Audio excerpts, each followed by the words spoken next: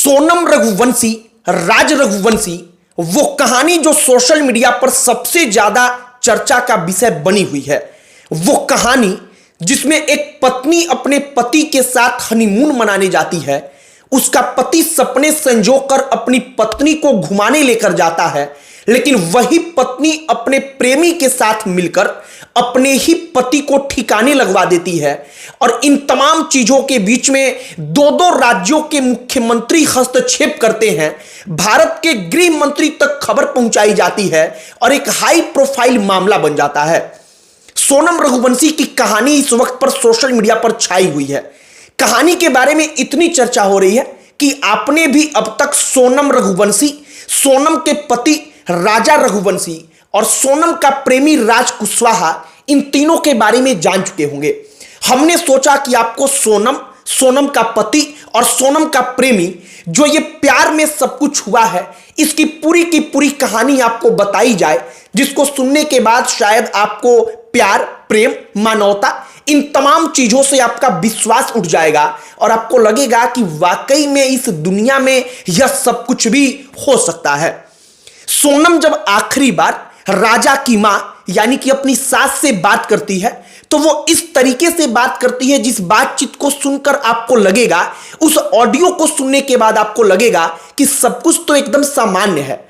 सोनम तो एकदम साधारण पत्नियों के जैसे बात कर रही है, उसकी सास अपनी बेटी के जैसे उसका ख्याल रख रही है, लेकिन उस मां को पता नहीं होता कि जिसको बेटी के जैसे वो अपनी बेटी समझ रही है, अपनी बहू को, वही बहू उसके बेटे के खात्मे की तैयारी कर चुकी है।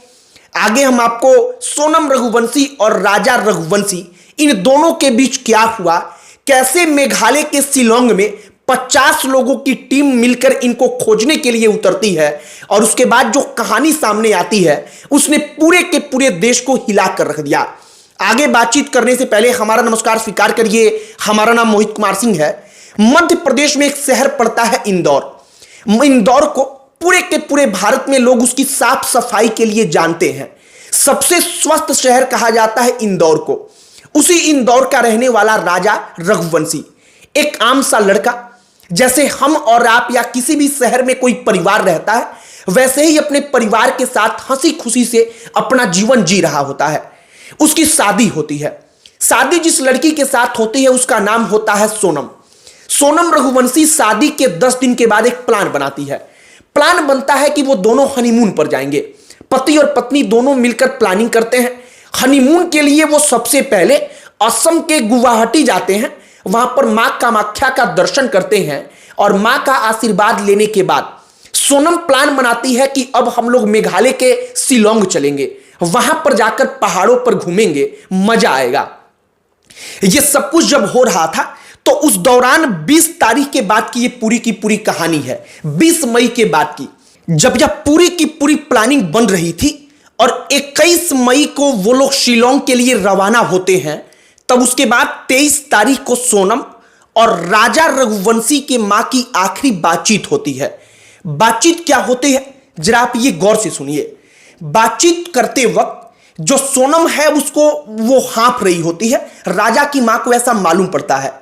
राजा की मां फोन पर पूछती है कि तुम हाँफ रही हो। सोनम कहती है कि हां, पहाड़ों पर चढ़ाई है, बड़ी खड़ी चढ़ाई है।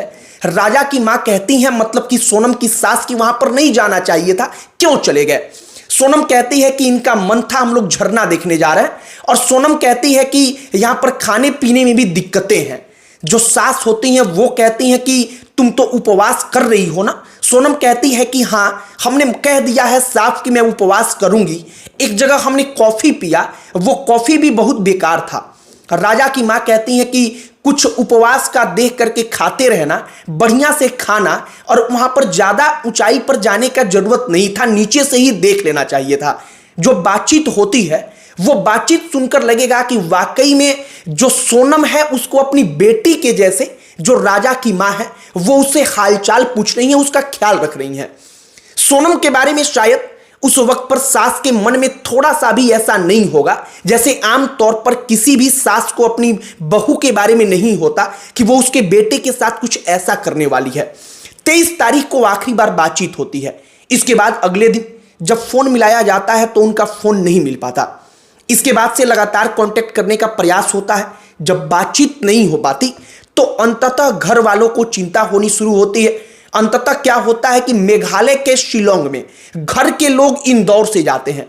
वहां पर जाते हैं तो सबसे पहले वो वहां पर पुलिस से कांटेक्ट करते हैं, सर्चिंग टीम जो होती है उससे कांटेक्ट करते हैं और इसके बाद उनको गूगल मैप के जरिए एक क्लू मिलता है। उनको मालूम चलता है कि जो राजा और सोनम थे उन्होंने एक स्कूटी रेंट पर लिया था। उन्होंने स्कूटी कहां से रेंट पर लिया था इसके बारे में गूगल मैप के जरिए उनको पता चलता है। वो वहां पर जाते हैं तो रेंट पर स्कूटी देने वाली जो एजेंसी थी या ऑर्गेनाइजेशन थी, जो भी था, उन्होंने इसके बारे में बताया कि उनकी स्कूटी लावारिस मिली थी और हां, इन लोगों ने मेरी स्कूटी को रेंट पर लिया था। स्कूटी जहां पर लावारिस मिली थी वहां तक अब सर्चिंग टीम पहुंच चुकी थी। इसके बाद 50 लोगों का एक टीम बनता है। वो 50 लोग इसलिए नियुक्त किए जाते हैं कि वो राजा और सोनम को मिलकर ढूंढेंगे। इस बीच ये मामला आगे बढ़ता चला गया। मध्य प्रदेश के मुख्यमंत्री मेघालय के मुख्यमंत्री से कांटेक्ट में रहते हैं। कैलाश विजयवर्गीय अमित शाह को इसके बारे में बताते हैं। मतलब कि भारत के गृह मंत्री से लेकर के मध्य प्रदेश के मुख्यमंत्री और मेघालय के मुख्यमंत्री तक ये तमाम चीजें पहुंच चुकी थी। लिहाजा मामला हाई प्रोफाइल बन चुका था। अब होता क्या है, जब 50 लोगों की टीम सर्च करने के लिए उतरती है तो बड़ी दिक्कतों का सामना करना पड़ता है।